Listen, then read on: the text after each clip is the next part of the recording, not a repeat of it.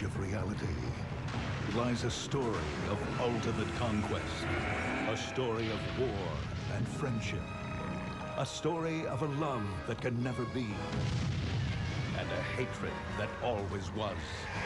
And now, the most anticipated epic adventure of the year will never come to a theater near you. Final Fantasy VII. PlayStation. Taking shots. Alright, folks, and now we come to the big one. So, the 16-bit era is often seen as the golden age of the JRPG. It's when many of what people consider to be the best games in the genre were seeing release, majority of which were being created by Square. You had Secret of Mana, Chrono Trigger, the Final Fantasy games, of course, and they even did a collaboration with Nintendo for Super Mario RPG.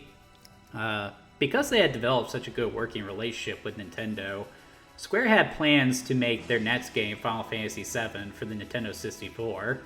However, when it was announced that Nintendo would be sticking with cartridges as opposed to adopting CDs, they decided that they needed to move production to the PlayStation because cartridges just weren't going to cut it for what they had in mind.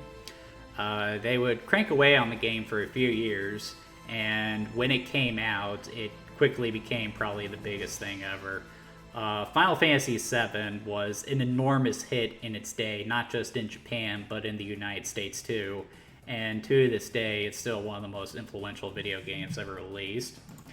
So, Final Fantasy VII centers around Cloud Strife, a mercenary working with an eco-terrorist group trying to stop an evil corporation from siphoning energy out of the planet, which they fear will one day destroy it. As Cloud keeps working with these people, he soon learns that an old enemy of his by the name of Sephiroth is making a bid to obtain godhood, and Cloud may be one of the only people who has a chance of stopping him. The plot of Final Fantasy VII is pretty incredible, all things considered. The characters are rich, the story is complex, the themes are interesting, and even today, it still stands out, even in the RPG front.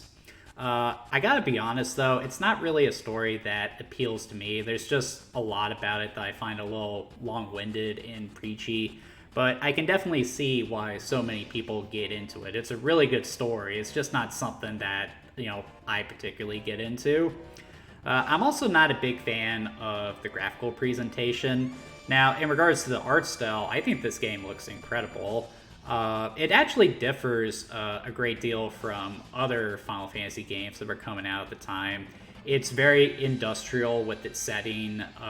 It's got a different combination of styles and genres that really work. And it doesn't lean too heavily into the anime influence.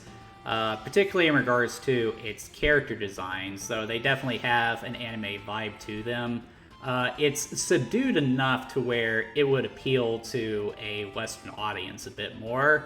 The character designs especially are fantastic in their simplicity. Cloud's design, for example, very simple colors, very simple character design, but enough iconic features that he still stands out, but his design doesn't become cluttered like a lot of other Final Fantasy characters do. That being said, the in-game graphics are a mixed bag. If you saw earlier, the overworld graphics do the same thing that Resident Evil did, superimposing 3D character models over pre-rendered backgrounds. And it just clashes, in my opinion. I don't think it works terribly well.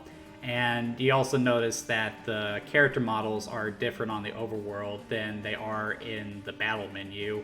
So, Cloud with his Popeye arms, as people say, it just looks really strange. Though the graphics for the battle screens are particularly stellar, and some of the fights in this game can just be absolutely epic. The size and scale of Final Fantasy VII was just unheard of in its day, and even now, the sheer scope of the game still impresses. As far as gameplay goes, it doesn't make too many changes from previous Final Fantasy games. with XP systems and stuff like that. It doesn't use turn-based battles. It uses a battle timer, so you gotta wait for a clock to max out before you can make a move.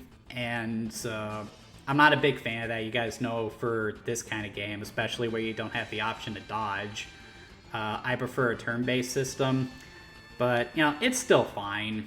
They do make some new additions to the game.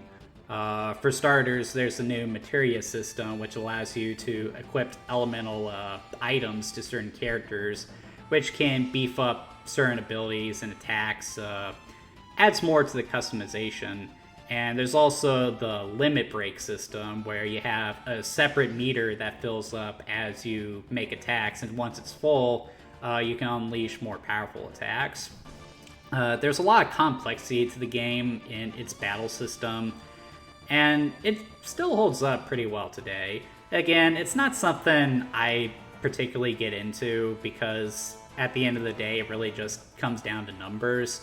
But there is some strategy required here, so it's not like you can just spend a couple days grinding and then you can just curb stomp everything in the game. You still have to think about the battles a little bit.